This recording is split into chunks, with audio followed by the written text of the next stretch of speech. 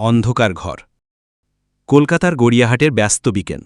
শহরের কোলাহল, হর্নের শব্দ আর ট্রাফিকের ভিড়ে, হাঁপিয়ে ওঠা মানুষের ভিড়ে আমি, রোহিত চৌধুরী, একটা নরম চেয়ারে বসে চা খাচ্ছিলাম অফিসের ক্যান্টিনে।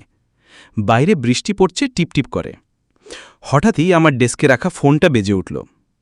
রোহিত, আজ একটু আমাদের পুরনো চিঠি ফোল্ডারগুলো দেখে নিও তো, সম্পাদক বললেন ফোনে। আমি একটু বিরক্তই হলাম। পুরনো পাঠক চিঠি স্তূপে কাজ খোঁজা মানেই শত শত নিরর্থক চিঠির মাঝখানে সময় নষ্ট। কিন্তু অমিতবাবুর মুখে অফিসিয়াল অনুরোধ মানে আদেশ। কিছুক্ষণ পরে আমি গিয়ে বসলাম পুরনো পাঠক চিঠির ঘরে। ধুলো পড়া, হলুদ হয়ে যাওয়া কাগজের স্তূপে একটার পর একটা চিঠি ঘেটে চলেছি। হঠাৎ একটি খাম নজরে এলো, পূর্ব দিক থেকে আসা। মুখে লেখা, ব্যক্তিগত ও গুরুত্বপূর্ণ। খাম খুলে পড়লাম। আমার মেয়েটা মারা গেছে, 2 মাস হল, কিন্তু সে এখনও আছে এই বাড়িতে। আপনার সাহায্য চাই, আপনি এলেই বুঝতে পারবেন। সীমা রায়, গ্রাম মল্লিকপুর, দক্ষিণ 24 পরগনা। চিঠির তারিখ ছিল ঠিক 8 দিন আগের। সাধারণ পাঠক চিঠির থেকে আলাদা, যেন কিছু একটা ডাকছে আমাকে। হাতের চা ফেলে উঠে দাঁড়ালাম। ঠিক করলাম, এবারের গন্তব্য হবে মল্লিকপুর। কারণ এক সাংবাদিকের আসল ডিউটি শুধু খবর জোগাড় করা নয়, কিছু সত্য সামনে আনা। দক্ষিণ 24 পরগনার মল্লিকপুর স্টেশন নামতে গিয়ে আমি যেন 1980-র কোনো পুরনো বাংলা ছবিতে নেমে পড়েছি। ছোট্ট প্ল্যাটফর্ম, জংধরা সাইনবোর্ড আর জনশূন্যতা। একজন মধ্যবয়স্ক রিকশাওয়ালা বলল, রায়বাড়ি, ওই যেই পুরনো আমগাছটার পাশে। আমি সম্মতি দিলাম। গ্রামে হাঁটার পথে খেয়াল করলাম লোকজন যেন একটু কেমন চুপচাপ, গম্ভীর। একটা বাচ্চা আমার দিকে তাকিয়ে মুখ ঢেকে নিল। অস্বস্তি হচ্ছিল। সীমা রায়ের বাড়িতে পৌঁছেতেই একটা অদ্ভুত গন্ধে নাক ভরে উঠল।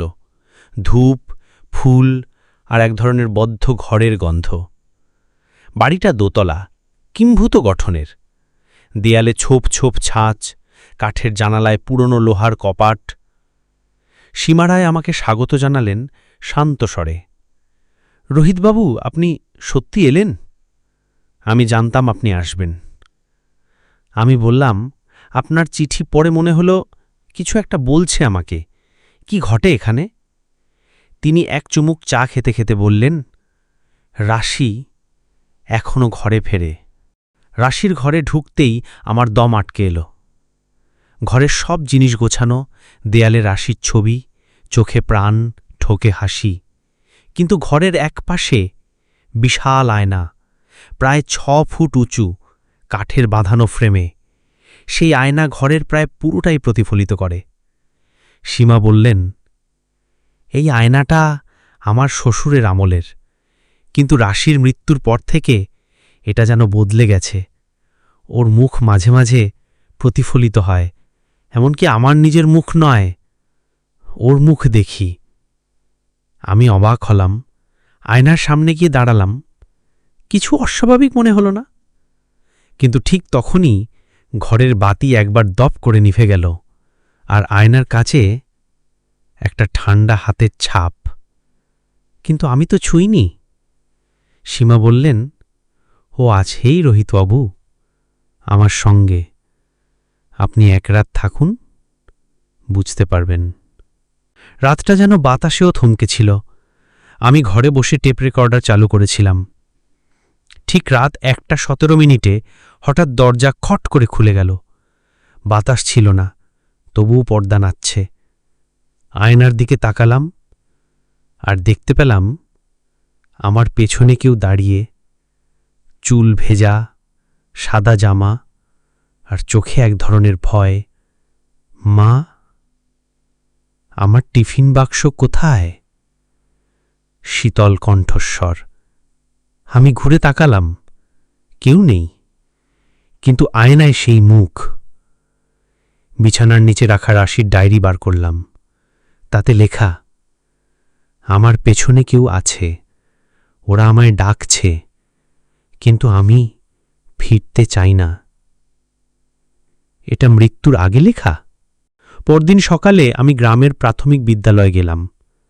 একজন প্রাণীন শিক্ষক বললেন, রাশি ছিল খুব মেধাবী, কিন্তু মৃত্যুটা দুর্ঘটনা ছিল না।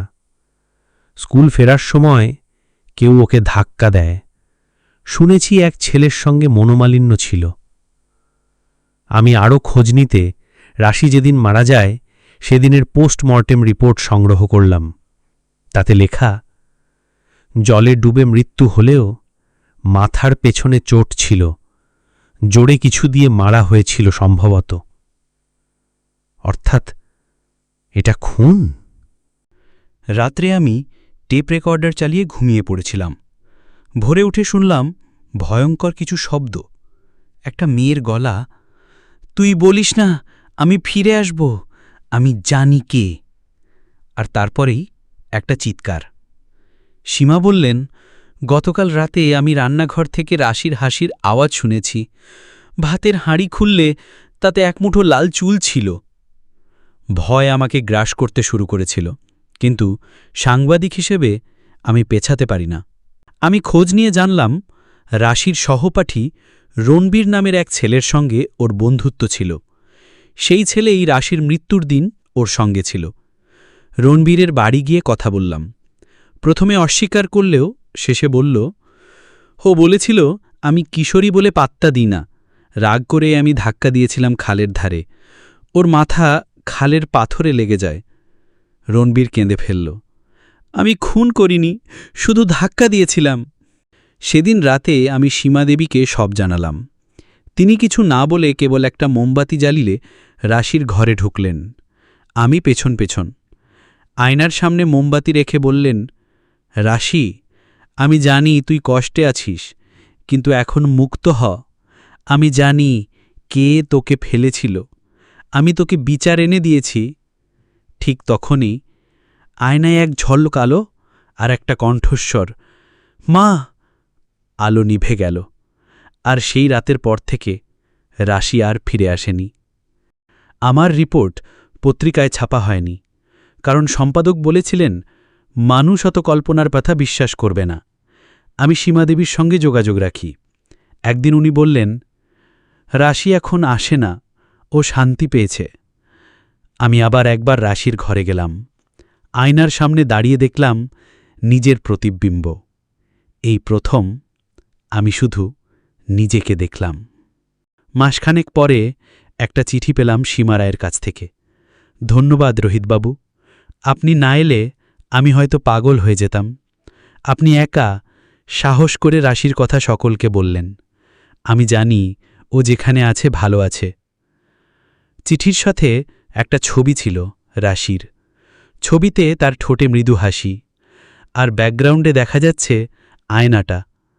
কিন্তু তাতে আমার চোখ আটকে গেল, কারণ আয়নার মধ্যে কেউ একজন দাঁড়িয়েছিল। শুধু তার চোখ জ্বলছিল লাল।